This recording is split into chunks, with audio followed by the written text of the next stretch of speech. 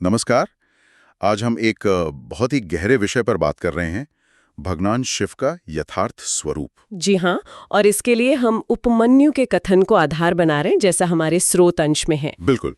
स्रोत की शुरुआत ही इस विचार से होती है कि ये जो पूरा जगत है, ये चराचर सब शिव का ही रूप है। हाँ, पर कमाल की बात यह है कि हम जीव इसे समझ नहीं पाते, वो अपने बंधनों की वजह से। सही कहा।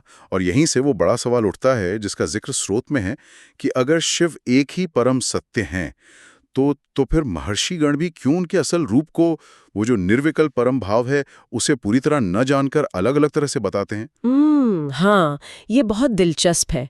कहीं कहीं तो वर्णन बिल्कुल उल्टे लगते हैं, विरोधाभासी। वही तो आज की चर्चा का लक्ष्य यही है कि स्रोत के जरिए शिव के उस वास्तविक सार को थोड़ा टटोलें और ये भी समझें कि इस ज्ञान तक पहुंचने का रास्ता क्या बताया गया है। ठीक है, तो शुरुआत वहीं से करें। जगत शिवमय है, पर वो पर्दा है अज्ञान का, जिसे पाश कहा गया, वो देखने नहीं देता। हाँ, पाश। तो ये अनेक वर्णन क्यों हैं फिर, अगर सत्य एक है? देखिए, वो परम तत्व जो है, वो हमारी बुद्धि और तर्क से पूरी तरह से पकड़ा नहीं जा सकता, अगम्य है।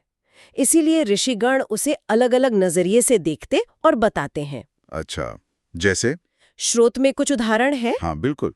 जैसे श्रोत बताता है भौतिक जगत को अपर ब्रह्म कहा गया, और जो संपूर्ण चेतना है उसे परब्रह्म, और शिव वो इन दोनों के स्वामी हैं। ओ, यानी जड़ और चेतन दोनों ही उनके नियंत्रण में है, उनके स्वरूप का हिस्सा एक तरह से। हाँ, कह सकते हैं वो दोनों के अधिपति हैं।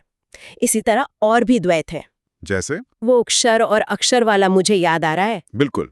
क्षर यानी जो नष्ट हो जाता है, ये भूत प्राणी, और अक्षर अविनाशी जीवात्मा।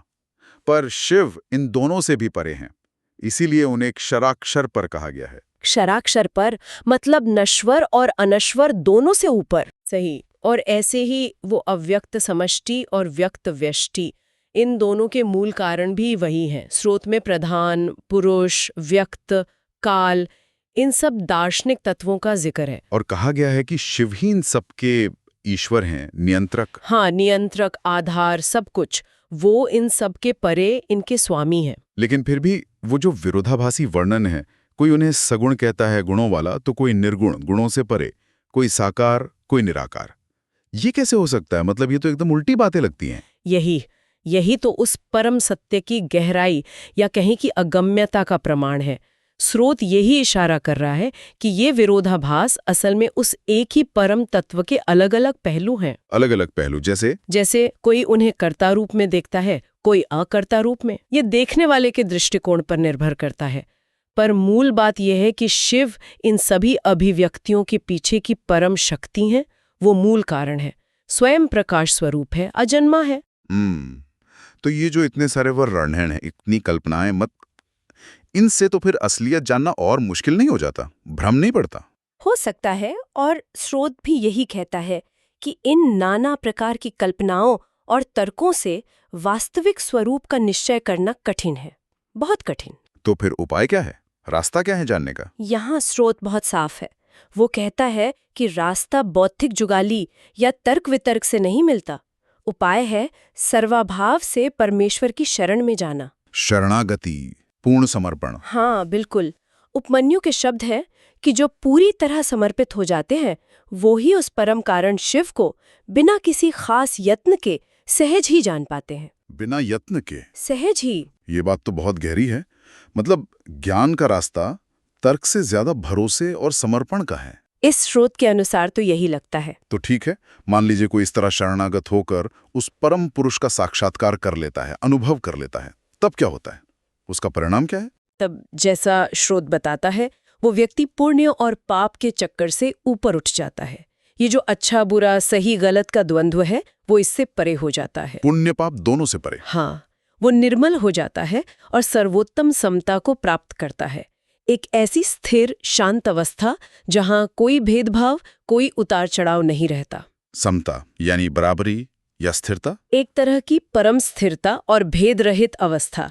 और इसका नतीजा वो इस दुख भरे संसार चक्र से, जन्म मरण के बंधन से मुक्त हो जाता है। स्रोत कहता है जब तक जीव उसे नहीं देखता वो फंसा रहता है। समझ गया। तो अगर हम पूरी बात को समेटें तो शिव वो परम वास्तविकता हैं जो हर जगह हैं, लेकिन इतने गहरे और अगम्य हैं कि उन्हें अलग अलग तरह से ही बताया जा सका है। सही। और उन तक पहुंचने की कुंजी इस स्रोत के अनुसार बौद्धिक विश्लेषण नहीं बल्कि पूर्ण शरणागति है। बिल्कुल, समर्पण। हाँ, और देखिए यहीं पर ये स्रोत हमें एक बहुत ही विचार करने लायक नुक्ते पर छोड़ता है। वो क्या? यही कि साक्षात्कार से पुण्य और पाप दोनों से परे होकर सर्वोत्तम समता मिलती है। हम तो हमेशा कर्म, उसके फल, अच्छा बुरा, पुण्य पाप इसी में उलझे रहते हैं। हाँ, ये तो हमारे जीवन की बुनियाद जैसे हैं। तो इन बुनियादी अवधारणाओं से भी आगे बढ़कर, इनसे ऊपर उठकर परम ज्ञान पाना, इसका असल मतलब क्या हो सकता है?